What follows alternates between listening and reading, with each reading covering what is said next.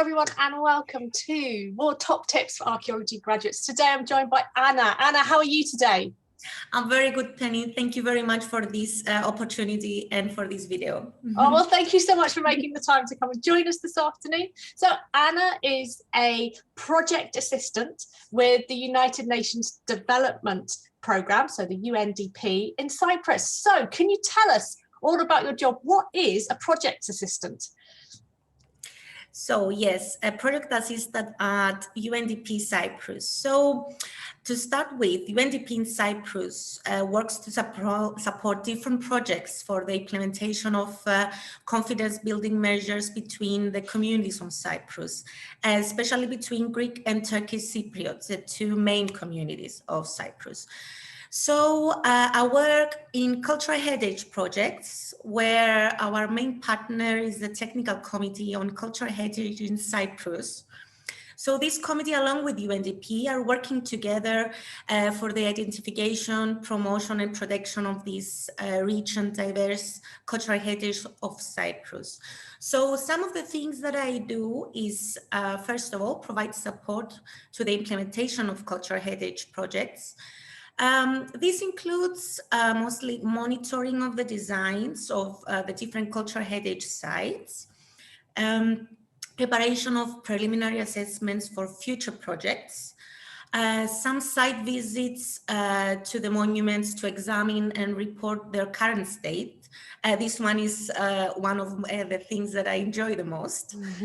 And I also provide support to preventive conservation actions for the completed projects, which is a very creative task actually, as includes contacting members of the community where these monuments are in order to involve them in this effort.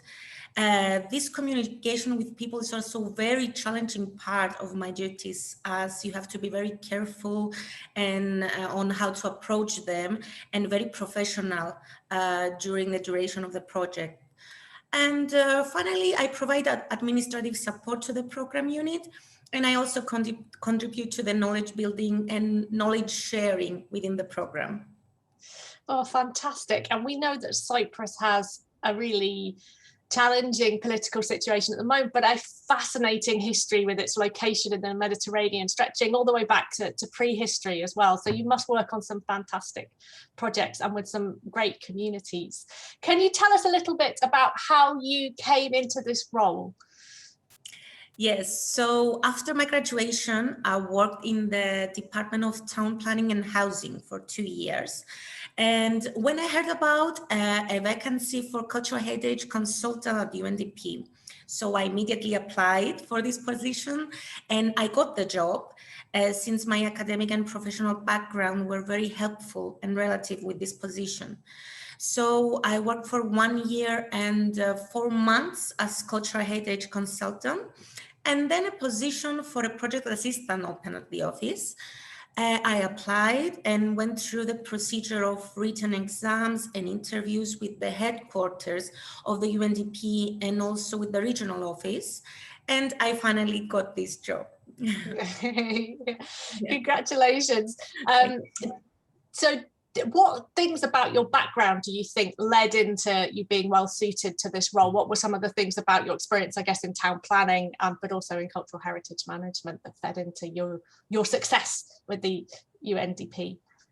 Yes, town planning and housing department, actually, my experience there was very helpful because I learned how to cope with legislation and report writing and getting in contact with the different bodies that has to be involved in procedures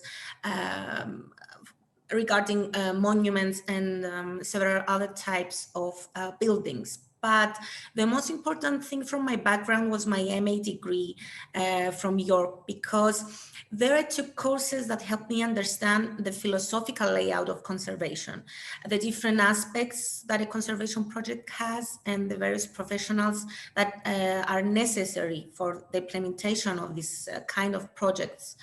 That courses that I took in the MA in my MA degree proved very helpful because because I cooperate very close with a team of professionals now. These professionals consist the advisory board of the technical committee. These are our closest partners, and there are archaeologists, architects, art historians, town planners from both communities.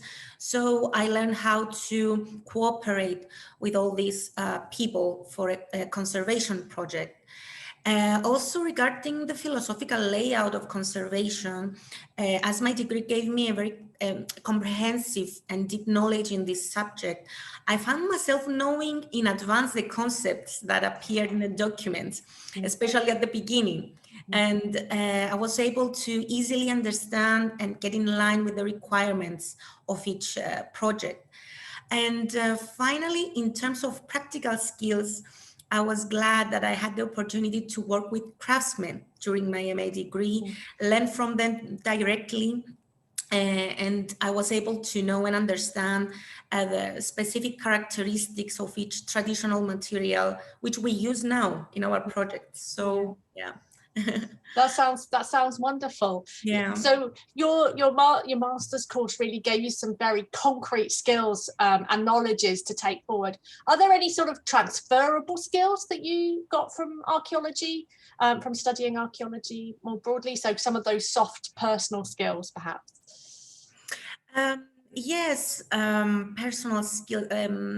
You can clarify this for me? So perhaps less specific things, so things like giving presentations or team working or things like this. Of course.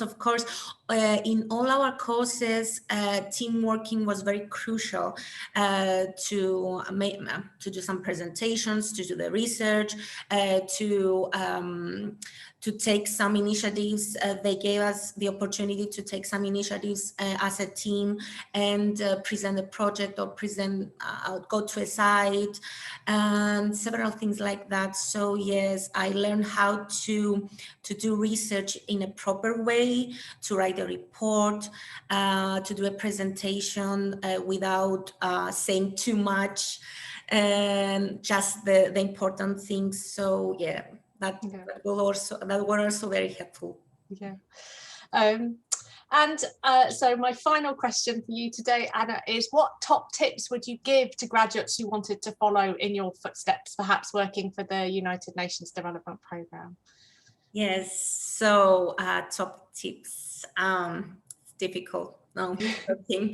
So the best advice that I think I will give to graduates is to take every opportunity that comes to their way. Even a job that seems irrelevant to our degree or postgraduate degree can give us useful experience and help us acquire skills that may prove necessary in the future. Also, another advice is to dare, not to be afraid to claim positions that interested them. I was hesitating, I remember, to apply for these positions as I didn't know if I had the necessary skills or knowledge or even the necessary background for this. But the outcome proved me wrong.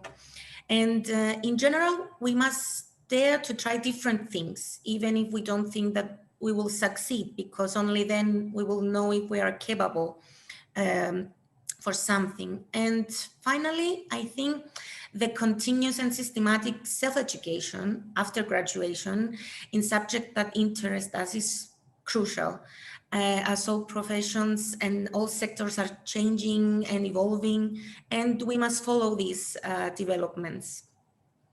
Thank you. There's some wonderful, wonderful advice there. And I really like the point to dare to take risks and to push yourself for things that perhaps you don't feel like you feel ready for, but you really, really want to do or appreciate.